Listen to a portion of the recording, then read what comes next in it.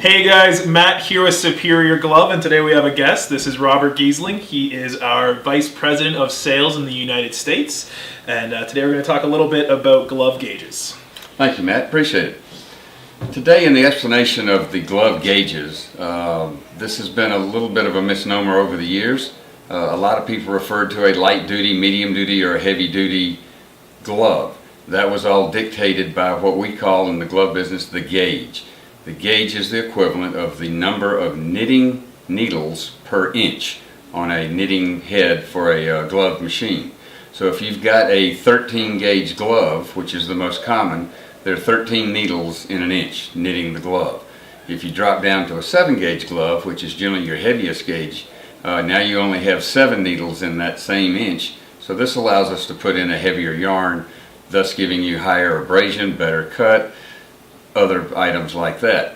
In today's new world of engineered yarns, we're able to reverse that, and by taking a higher gauge, say an 18 gauge, where now we have 18 needles per inch, we're able to give you a much higher dexterity product without sacrificing your cut resistance or abrasion resistance. We're going to show you some examples of the different gauges of gloves. This glove is a 7 gauge glove, and if you'll notice, you can see the knit. It's much larger. Then we're going to come down to a 10 gauge glove. This would be one that would have the 10 needles per inch, and you can see that the structure of the stitch, which is the little lines you see here, is slightly smaller than we saw in the 7 gauge. And then this is a 13 gauge glove. So now we've got the 13 needles per inch, and you can see it's even getting a little smaller than the 10 was. Now we get down to the 18 gauge. This is the smallest, tightest knit pattern in gloves in the market today.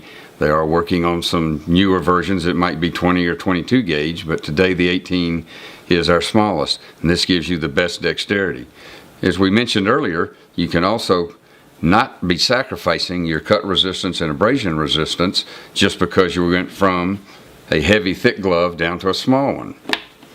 Here's an example of what happens when you can be able to take the smaller 18 gauge glove, and we're able to turn this into a cut level 3, and it is also an Art Flash 2 rated glove.